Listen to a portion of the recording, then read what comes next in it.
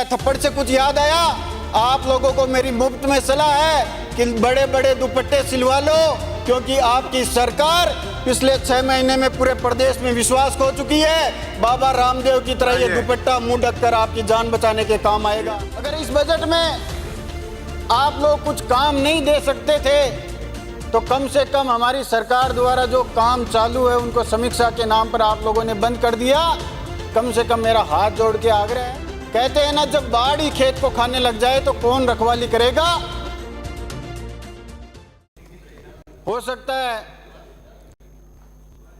कि आपकी सरकार को मेरे से पीड़ा हो सकती है, लेकिन क्या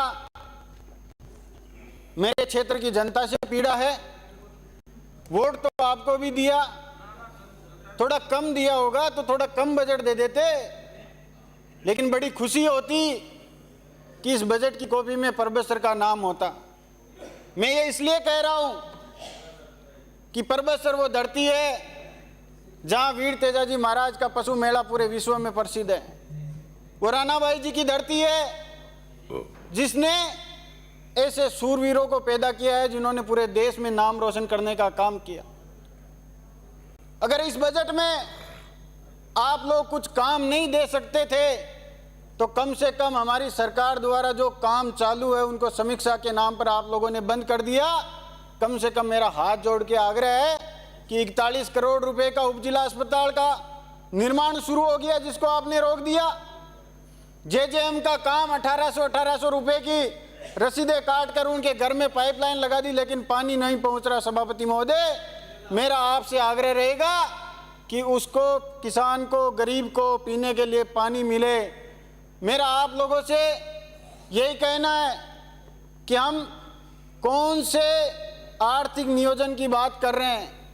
इस प्रदेश में जन्म लेने वाला हर बच्चा 70,800 रुपये का कर्ज लेकर पैदा होता है, जहां हम कैसे अग्रणी राजस्थान की संकल्पना की कल्पना कर सकते हैं। सभापति महोदय, आज इस देश का, इस प्रदेश का दुर्भाग्य है कि शिक्षा मंत्री के रूप में ऐसे शख्स को आप लोगों ने बिठा रखा है। कहते हैं ना, जब बाढ़ ही खेत को खाने लग जाए तो कौन रखवाली करेगा। इस गरिमामयी सदन में उनके द्वारा ये झूठ बोला जाता है कि प्रदेश में किसी भी स्कूल के अंदर बिना छत के बच्चों को पढ़ाई नहीं होती, और दूसरे दिन पत्रकार और पत्रिका के अंदर हम लोग देखते हैं कि उनके खुद के जिले में दर्जनों भर स्कूलों में बिना छत के बच्चों को पढ़ाया जा रहा है। आज पूरे प्रदेश में नामांकन कम हो गया।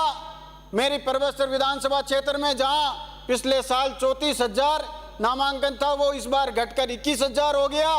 हम किस राजस्थान की बात कर रहे हैं जब हमारी आने वाली पीढ़ी को हम लोग ऐसी सुविधा नहीं दे सकते जिससे वो इंग्लिश मीडियम स्कूल में पढ़ सके।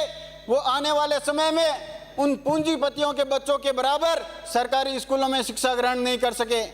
मैं आज आपके माध्यम से सभापति महोदय यही कहना चाहूँगा कि आज इस प्रदेश के नौजवान की यह दशा है कि वो ये कहता है कि जो लोग पेपर लीक के नाम पे, जो लोग कानून व्यवस्था के नाम पर या रोज घड़ियाली आंसू बहाते थे, और सरकार में आने के बाद वो लोग क्या कर रहे हैं। इस प्रदेश और देश में आज भी छत गिर जाती है, पुल बह जाते हैं, पेपर लीक हो जाते हैं, परीक्षाएं स्थगित हो जाती है, पूंजीपतियों के खजाने भर जाते हैं, महलों और किलों के रौनक आ जाती है, लेकिन उस गरीब के घर में झोपड़ी में बल्ब आज भी नहीं जल रहा। और जब ये सारी दिशाएं, सारी स्थितियां पैदा हो जाती है, तब इस प्रदेश और देश में जब सारे हक छीन लिए जाते हैं, चाहे वो शिक्षा का हक हो, चाहे चिकित्सा का हक हो, चाहे न्याय का हक हो, चाहे संवैधानिक अधिकार हो, चाहे अच्छे स्वास्थ्य का अधिकार हो, उन सब हक को जब छीन लिया जाता है तो एक व्यक्ति परेशान होकर, विवश होकर चप्पल और थप्पड़ का हक का प्रयोग करता है। थप्पड़ से कुछ याद आया? आप लोगों को मेरी मुफ्त में सलाह है कि बड़े बड़े दुपट्टे सिलवा लो, क्योंकि आपकी सरकार पिछले 6 महीने में पूरे प्रदेश में विश्वास खो चुकी है। बाबा रामदेव की तरह ये दुपट्टा मुंह ढककर आपकी जान बचाने के काम आएगा।